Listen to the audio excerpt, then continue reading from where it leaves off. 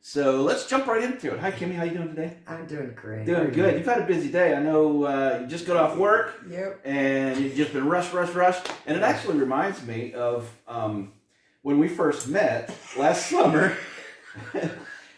You were just getting off work and you were trying to hurry up and get to the lake so you could get baptized. Yep. And so we'll talk about that a little bit later. But tell me, or tell our audience, what was it like for you in your life before you gave your life to Jesus? Like, what led you to that point? Oh, you want me to start out young, middle, or? Well, whatever you feel comfortable sharing. Yep. Okay. I guess growing up, I was off and on through the church, attending church. More or less, I was made to go to Catholic school until 8th grade, and it made me hate church. I didn't like the way I was treated and things that happened there.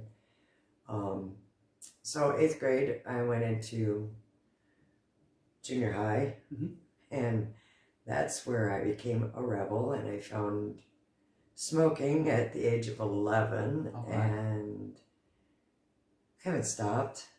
I mean, I did, but a little bit, not much. And I also got into drinking, parties, fighting, drugs, and once I found drugs, I was done. Oh, that was it. So those addictive things in your life started pretty early, huh? At an age 11, 12. Right in that age. Okay. Yeah. And so then as you were going through high school age and all that kind of stuff, you got into deeper and deeper things, apparently, huh? Yeah, I actually quit school. Did you? Yeah. Okay. I wanted to do the drugs more than go to school. Wow. And at age 16, I left home. Okay. Now, where was home at this time? Home was Antigo, Wisconsin. In Wisconsin, because I'm picking up on a little bit of an accent there. So well, I've got a southern accent too, because I'm actually from Oklahoma. Okay, Oklahoma, Wisconsin. You've been all over the place then, huh? Actually, yes. Okay. I've been in almost every single state. Okay. Except for a handful. All right. So you dropped out of school and you were party girl.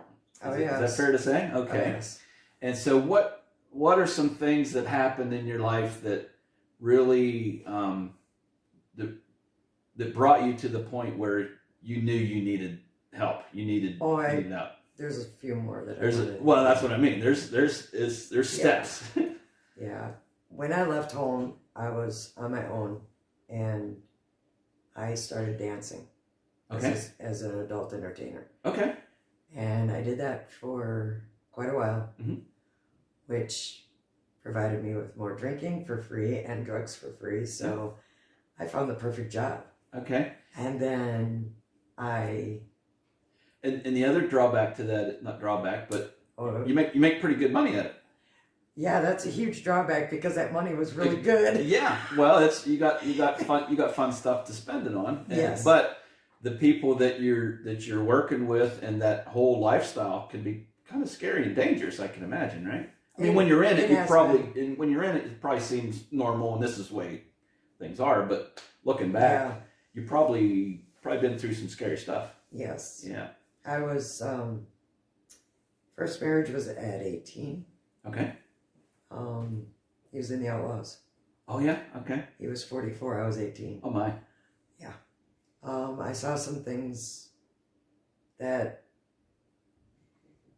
still haunt me today. I'll bet. Yeah. And then I got a divorce from him because he went to prison. Okay. And I met my children's father, and we stayed married until for about 10 years. And there was still some drugs and some drinking. And then I had my 2 children, whom are my godsend. But, and after that, I'd gotten remarried again. So I've been married 3 times. Okay.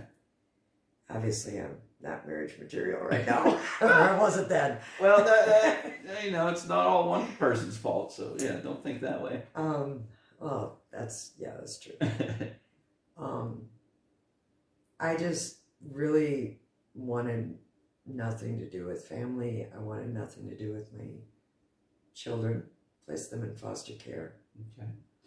And that was in 97.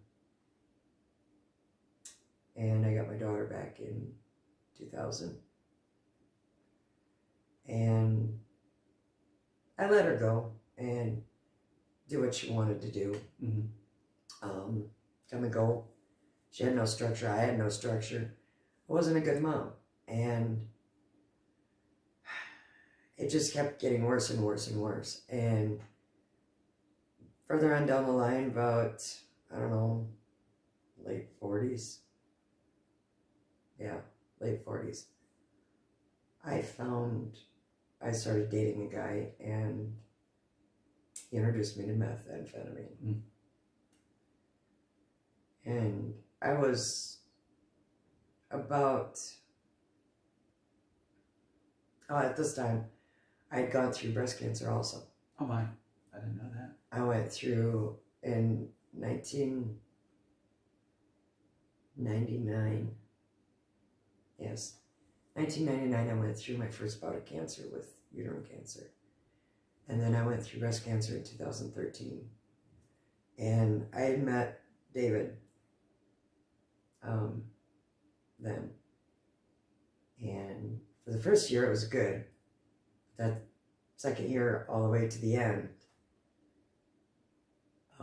it was horrible. I became obsessed with meth, using so bad that I stopped paying my bills. I stopped taking care of myself. I went from 160 some pounds down to 92 pounds. Oh my goodness! Wow. So the meth never was part of your life until you were in your 40s. Yes, the end of my 40s. Yes. Okay, so as you're talking, I'm thinking, okay, you went through a couple bouts of cancer that same time frame, right? Mm-hmm. And you were struggling with addiction. You're struggling in your marriage, struggling with your kids, your family, all that kind of stuff. What can you remember? What you were thinking? Like, what was your mindset? This is all there is for me. Okay. There is nothing else out there. The way I'm living now is my life. Okay. Did you feel at that time like, this is how I'm going to die? I mean, this is how my life's going to be till I'm dead. Yes. Is that kind of how you felt? I actually, I thought I was going to die of a meth overdose. Really? Yes. Yeah. That's how bad it was. Mm-hmm. Okay. I became homeless. I lived out of a van. I lost a 4-bedroom house. I lost my car. I lost everything. Everything to the drugs. I was lower than low. On the bottom. I was at my lowest. Okay. For 2017. Okay, so not too long ago. Right. Okay. It was Christmas. And I was invited to go to, still homeless at this time, I was invited to go to a church service at Faith Church in Manitowoc, Wisconsin. In Wisconsin, okay. The table that I was sitting at, it was a dinner. The table I was sitting at, the gentleman that was hosting the table is an alcoholic. Okay. First time God put me in a situation, and I believe this to this day, put me in this position to meet this man. Okay. Okay. Year goes by. I went to church maybe a couple of times. Didn't feel like it's right for me. Just weren't quite ready yet, huh? And no, I wanted to still party some more. So I went back out and used some more. And April 25th was the last day that I used of 2018. Wow, okay. All right. So this coming April 25th is my 3 years. All right. Clean. It was April 25th of 2018. My daughter drove over from Michigan to Wisconsin and told me that the next time she saw me was going to be in a coffin. Because she knew that you were back to using. Okay. And I was ignoring her calls. I wouldn't talk to my grandchildren. I didn't want nothing to do with anybody except for that drug. I was, every morning or every time, which was few and far between, that I'd sleep, every time I would wake up, It was to use again. It wasn't to live life. I was living life to use drugs. Okay. And I think nothing else. I think a lot of people can relate to that, you know, Yes. Because I've personally not been addicted to drugs or anything.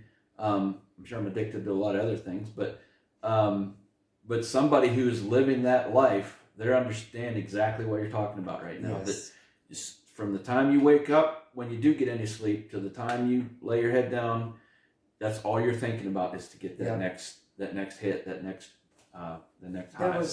There was weeks. The shortest time that I stayed awake was maybe 4 days. The longest was 3.5 weeks. Oh my goodness. Straight. So you just take drugs to stay awake and all that stuff? Yes, I was using meth daily. Wow. And it took everything from me. It almost took my life. It almost took my daughter, my grandchildren. So you were that close? Yes. When I went to the doctor after my daughter took me over to Michigan with her, when I got back to Wisconsin, my doctor said, if you would not have cleaned up, your kidneys would have shut down because they're damaged. Yeah. Your lungs are severely damaged. Your throat is severely damaged. Your liver is damaged. Yeah. So basically I was killing myself. Yeah. Not only from the outside in, from the inside out. Right. Right. And that's when I did come back from Michigan, I looked up the times of church service because I knew that's what I needed to do. Yeah. And when I walked back through those doors the first day, Pastor Jeremy looked at me and he goes, I'm glad you're back. And that to me was there was something about the look on his face and that feeling that I got. That was a pivot. That's when everything turned. You're like, this is it. This is what I need. This is for me now. And he remembered you from previously, and he knew that they'd probably been praying for you, and they'd probably been it was hoping 2 years. The best for you. It had been 2 years since you had seen him. But he said, I'm glad you're back. Yes. That makes me think of whenever God, whenever we finally do give our lives to Christ, and God is just standing there with open arms saying, I'm glad you're back. I'm glad you're home. That's what that makes me think of. The other thing that I hung on to, I clung to, was a song by Zach Williams, My Rescue Story. Yeah. Because that's me. That was me. Yeah. So in that time period when you started going to church and you started learning, at some point there you made that commitment to Christ. Say, okay, this is what I need, and I need God's help to get me out of this addiction. Did it happen like overnight, or did it take some time? It took a little, maybe 2 times at church. Oh, okay. I was thinking that was a long time to me, though. I know you're probably just hoping to get out of that lifestyle. But I was thinking it might have taken 6 months or a year or something to get yourself in on track. So wow, so that's actually pretty quick. Yes, deep as you were into the lifestyle, for you to come out of that and be clean. I was devastated. I was broken. I was at wit's end with everything. I had no job. I was struggling. I was staying at a homeless shelter. At least I had a place to live. Right. That was respectable. I was trying to find work, and I just couldn't get my foot in anywhere. Yeah. Nothing. That's the thing. When you're at that point in your life where nothing seems to be going right, it just keeps pushing you down and pushing you down. So that's why you need a good church. Yes. You need a good person in your life that can say, hey, I'm glad you're here. And just that's all you need is a word of encouragement, and that can be the turning point. And that's what happened for you. So since that day then, has your life been perfect? No. that was a trick question. Yeah, it was. That was it. Once you give your life to Jesus, that doesn't necessarily mean that it's like flipping a switch, right? Right. You still have consequences from your past life and memories and all those things that you have. trying to build that relationship back with your family and all the things that goes along with that. And then you're still addicted to the substance, whatever it might be. And I mean, God can deliver us from that, but it's still our choice to make that decision, right? Exactly. And you said a mouthful right there. It is your choice to make that decision to let God take your life, take control of your life. And you let go of those reins and give everything you have to Jesus. And right. you'll make it. I'm adequate. So as dedicated as you were to use, now you're dedicated to finding work, getting back on your feet, and doing the right thing. That brings me to this next part. Mm-hmm. I start going back to church. Every Sunday, I'm going to Tuesday night Bible study. I'm going to Monday morning prayer group or Bible study. I was going to Saturday Bible study. I was doing all this stuff, okay? I still didn't have, and this was after I quit Alpha, or Natural Ovens. And I got a call from somebody. Said, how'd you like to come to work? And I said, all right, fine. Went and put my application in. It was Bill Niedermeyer's business. Okay. The guy gentleman that you had met years hosted earlier. my Christmas table. Oh my goodness. He goes to our church. Okay. I started going there. His brother and him and a friend of theirs were the three owners of this towel sleeves. Okay. That's where I learned how to embroidery. Okay. That's where I learned how to do the screen printing and all that stuff. Okay, neat. And it was such a difference between the bread place. The bread factory was swearing and drugs and fighting and all that. To listening, I could blast my Christian music. And I did. Yeah. I mean, it was just amazing. You felt so much more free there. Yes. Yeah. Yep. Yes. Yep. I felt the love. I felt okay. I felt I belonged. Yeah. And that's a huge thing. To have that feeling of belonging to something greater than yourself, greater than your addiction. There you go. Is the ultimate. And that's what I've got. That's what you got. That's what I have. Awesome. So we covered a lot of territory here the last few minutes, but I do want to go back and let's talk about. We'll go back and talk about some of your old life, some of the hard hits that you took, and that you put yourself into. Really, if you want to be honest about it, right? Yes. I did. You know, things don't necessarily just happen to us. Sometimes things happen to us because of the choices we make. So we'll talk about a few of those things, and because I'm sure there's somebody watching out there that's struggling with those same exact things right now, and you might be able to help give them some encouragement. And then we'll come back to when we first met last summer. Yeah. When and how that all happened. That was a whole miracle thing too. So that was a miracle. I want to go back and talk about the cancer that you dealt with and beat. How did that all play out? How did you overcome all that? That was by grit and teeth. Mm-hmm. Yeah. Because at that time, you were not a Christian. You were not saved, and so you were just thinking, "This is how I'm going to die." Yeah. Right? That's kind of the attitude you had, and so you just did what you had to do. Went to the doctors and did all. Did you have operations or you have chemo and all that kind of stuff? I had partial hysterectomy, and then I went through some of the chemo that they had back then was just like medicine that I'd take on a daily basis. Mm-hmm. And then when I went through the breast cancer, it was a mastectomy and chemo. Gotcha. And I've got pictures of me bald. Yeah. And I didn't lose my hair the first time, but I did the second time. Gotcha. Actually, I took my hair the second time. Oh, did you? Did you shave it down? I shaved it. Yeah, just get it. I started losing some, and I'm like, nope, cancer's not. You may take other things from me, but you're not taking my hair. Well, that's what I did. That's why I'm wearing a hat right now, because I am bald, and I used to shave my head all the time, and I started growing it back. Well, when I can, and Have you got the little line? Yeah, I just got it right there. And it's all white now. And so I kind of got tired of shaving my head and stuff. But I kind of had the same attitude. It's like, okay, if I'm going to lose my hair, I'm going to take control of it, and I'm going to do it myself. And you seem like a really determined person. Like once you set your mind to something, it's getting done. Exactly. Doesn't matter. Okay, so you made it through the cancer spell. What kind of time frame was that? A couple years? Well,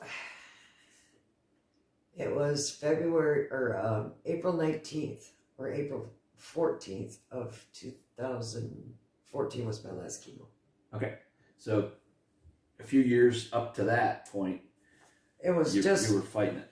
Yeah, you were struggling with it. It was from 2013 to 2014 for the breast cancer. Plus, I had reconstruction, and I had the mastectomy and all that other stuff. Yeah, so there's a lot of recovery time from all that, and then I can imagine you're on all kinds of medications and pain pills and all that kind of stuff. No, I did not take any of the pain pills. Oh my! So at that time of your life, you were trying to get clean. I was trying to stay off drugs. Okay, so you decided, nope, I'm not going to get into temptation, because that's what happens with a lot of people too. They get sick or have an operation or go to the hospital for something, and then they get addicted to pain pills, and then it kind of builds up from there and escalates to more and more powerful things. So the guy that I was living with is an ex-addict also. Okay. Which is another thing that I shouldn't have done, because addict and addict don't get along real well. Yeah. But anyway, he had an addiction to painkillers. Gotcha. Well, I never did. All right. I like when I wanted to get high, I wanted to fly. When he got high, he wanted to slow down. Okay, gotcha. So it's totally opposite. It's a different thing. Okay. So I didn't want that feeling. Mm-hmm. Plus, I didn't want him to have a chance of relapsing. Right. You didn't want to give him the temptation. Okay. Right. See, you had your head about you anyway. Somewhat. Yeah. Okay. Let's talk about some other difficult times in your life. Like you had mentioned earlier that you had lost your kids to foster care for several years. I'm not sure how long that was. It was for 3 years. For 3 years. Okay. Yeah. And that's when you were in the deepest part of your addiction, would you say? Yep. Okay. That's when I was dealing crack cocaine and using. Gotcha. And so because of that, you were so focused on doing the drugs that the kids didn't matter to you anymore. Yeah. Were you upset when the kids were taken, or did you give them up willingly? I willingly gave them up. Wow. Okay. Because I knew that they were either going to wake up to me dead, or I was going to kill myself, one of the two. Oh my goodness! Wow. So I called. You didn't want them to have to deal with that. No, I didn't. Wow. So you really knew at that point. Again, this was before the cancer stuff and all that. This was early on. So you even knew at that point that this is how you were going to go. Whether accidentally or intentionally. So oh my goodness, wow. So losing your kids, well, because you kind of made that choice yourself, that decision to let the kids go. It was still hard. Oh yeah, it was absolutely probably the most difficult thing you've ever done. But it was almost an unselfish thing, because you wanted them to have a better chance at life, whatever something other because than what you knew at that point you weren't able. No, there was no way I could. Wow. And there's probably, again, a lot of people out there listening that might be dealing with that right now. It's like they know they need to get cleaned up, but they just can't. And they know that they're making their kids suffer, but they don't want to lose them, or they don't want to take the chance or the embarrassment of losing them or whatever. It's okay to make a good decision for the people around you, right? Even though it's going to hurt. As I was told, it's okay to make a hard decision. It's okay to make that dangerous decision that you don't want to. Right. It may break you for a while, but if you know in your heart that you can't do this, you have to give it up to, whether you give it up to God, or like you had to do with your kids, give it up to foster care system and hope for the best for them. Hopefully those people know what they're doing. So that's a tough thing to have to deal with. So I just want to remind people that if you're dealing with any of these things that Kimmie Sue has been through, in any capacity, please reach out for help. I mean, even if it means leaving a comment below or messaging us here at Church of the Undead.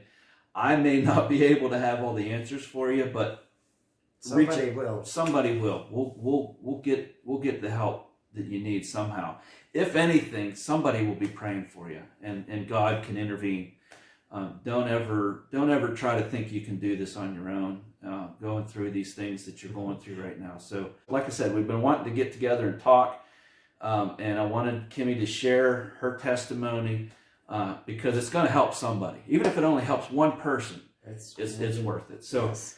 So we met last summer. Our church was having a church picnic at Kerwinsville Lake, and they were having baptism services that day. And I forget how many people got baptized that day, but 33. 13. 13. Yeah, there was quite a few. 13th one. Yeah. So a couple of days leading up to that, of the baptismal day, that was a whole set of miracles that happened. Yes, and actually, Kimmie, you shared your testimony about that a little bit at church one Sunday morning. And that kind of, again, sparked my interest to talk to you and get a little bit deeper into your life. But so if you want to, you can check out Hyde Wesleyan Church website. I'm sure that's on there somewhere. Yes, it is. One of their video posts there of how that all played out for her to get to the baptismal service. And it was like she was running in at the last minute, and she pretty much ran into the water herself and got baptized. I think I got out there quicker than anybody did. which was really cool. It was amazing. Oh, it was yeah. the best day of my life. So since you've been baptized, since you've committed your life to Christ, since you've started going to church here in Pennsylvania, where we are, because at some point, that's another thing I wanted to ask you. You went from Wisconsin, Oklahoma, all that. No. Or how? I was born in Oklahoma. Born in Oklahoma. Moved to Wisconsin. Okay. Been all over the U.S. Mm-hmm. Stayed in Wisconsin up until my daughter finally moved here with her husband and my grandchildren. Okay. COVID happened. Oh, yeah. Yep. And I said, I have nowhere to go. Mm-hmm. I have all this money saved up because we couldn't go anywhere to buy anything. Uh-huh. That's it. I'm leaving. I packed up my van of two totes of clothes, about 10 totes of yarn, because I love to knit. Okay. And drove out here. Moved out here. Okay. Just kind of. And I told Bonnie, I said, I'm coming home. Grandma's coming home. There you go. So I did. So you ended up here, and you really didn't have. I had nothing. You had nothing, and no job, no place to be, no whatever. You just kind of jumped in the car and left. And then how long? By the time you got to Pennsylvania, how long was it till you met the folks there at Hyde Wesleyan Church? I moved here on May 7th. I met them. Oh, let's see. It had to have been June or July. It was was June 6th, I think, that I got baptized, I think. Okay. I don't know. It was in August that I got baptized. Maybe. I don't remember. Yeah, it was summertime. I don't know. Yeah. But you moved into PA it was just a couple of months. May. Yeah. And then as you were getting on your feet here, then you started meeting. But I did try other churches. Okay. And I just did not feel comfortable. That's the way with me. I shopped around churches, 10, 15 years ago till we landed at Hyde. So, same thing. As soon as we walked in, it was like, yep, this is it. Yep. Well, the fact that, I was standing there in my checkout line, and Pastor Seven decided he would pray for you. Right there. Yeah. Right there in my line, he prayed for me, and he prayed with me. Yeah. And to me, that was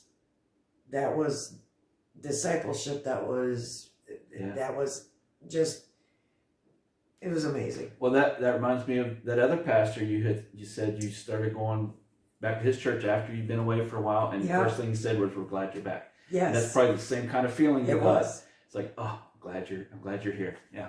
Because up until, here's another little example. Up until a week before I had met Andy, I was headed back to Wisconsin. Oh, really? Which meant back to no place to live, back to drugs, because I wasn't finding a church. Oh, okay. And I would have ended up back to drugs. Again, again in your life, you were that close. Again. Wow. So your life has just been crazy. one thing after another. It's yeah. like you just, oh my goodness, wow. It's been a beautiful ride. That's all I can say. Quite an adventure. So, well, we're glad that you're here with us, and we're glad that you are staying clean and staying straight as best you can. Anyway, I did try going to NA meetings. Mm-hmm. I did try going to the Alcoholics Anonymous. Gotcha. I did stay clean and sober for 11 years. Mm-hmm. Prior to coming to PA. Yes. Yeah. This was a while ago. But it was through, scraping nails across the board. I didn't want to do it. It was just a fight the whole time. It was like a dry drunk. Mm-hmm. And then I started going to the NA at just recently. And that wasn't doing it for me. Mm-hmm. And then I started talking to God. Mm-hmm. The more I talk to him, the more I read the Bible, the more I listen to podcasts, the more I watch, even YouTube videos. Yeah. Anything that has to do with the true gospel of God, I'm all for it. Yeah. Because you need to get your heart and mind off of, focused off of the bad things and focused on the good things. Right. And again, I'm sure people are struggling with that same kind of thing every day, because it's a choice that you need to make. You can choose to fill your head and your heart with ugly things, or you can choose to fill your life with good godly things, and surround yourself with good godly people, and get into a good church. My goodness. Oh yes. That is so important. And with COVID happening and everyone can't go to church, or you got to watch online, I mean, they're doing the best they can. But if you get into a good church and have good people to encourage you, that makes all the difference in the world. And because it's God's love that's coming through those people. Yes. It's not the people, it's not the church itself, but it's God using those tools to help people get out of addiction or to whatever it is. So get yourself involved with a good church, and understand that God loves you. There's a Bible app that I use. It's the U version. Okay. And I read it every single night. There you go. I do their daily reading every morning before I go to work. That's important. That's so important. And I listen to Christian music all the time. Mm-hmm. So I've got Jesus, I've got God, I've got religion in my life. There you go. And I love it. That's what's taken the place of the addictions and all that stuff. Now, it doesn't mean that the temptations aren't still there. Oh yes, they are. It doesn't mean that mistakes aren't made, and choices still have to be made. I struggle with things on a daily basis, but that's where God's grace comes in. Yes. It doesn't necessarily mean that He doesn't allow us to do those things, but God gives us grace, and when we repent of those things, which means to turn away from those things, yes. God is faithful and just, and He'll forgive us of our sins and cleanse us of all unrighteousness. And it's just a constant walk of faith, and that's what we like to talk about here at Ferocious Faith. So we'll close it up here in a minute. Is there anything else you want to share? Nope. Stay tuned for the next one. Yeah, there you go. So thank you, Kimmie, for being here with us. And I want to encourage anyone that's watching, please reach out and find the help that you need. Find a good church. Reach out to us here at Church of the Undead. And I may not live close by to where you are, but we can definitely make the connection somehow and get you the help that you need. You don't have to struggle alone. God wants you to. He wants you to succeed. He wants you to prosper. He wants you to. He wants you to live a life for Him, and we can't even do that on our own. We need His help to do that. So check us out on YouTube, our YouTube channel. I'll leave a link in the description. Go to getingearmerch.com and buy a Church of the Undead t-shirt. There's all kinds of cool stuff on there. So again, Kimmie, thank you for being here. Appreciate you. Oh, I'm glad we man, finally get it's together amazing. and talk about what God has done in your life. So, Yes. all right, we'll talk to you later. We'll see ya. Bye.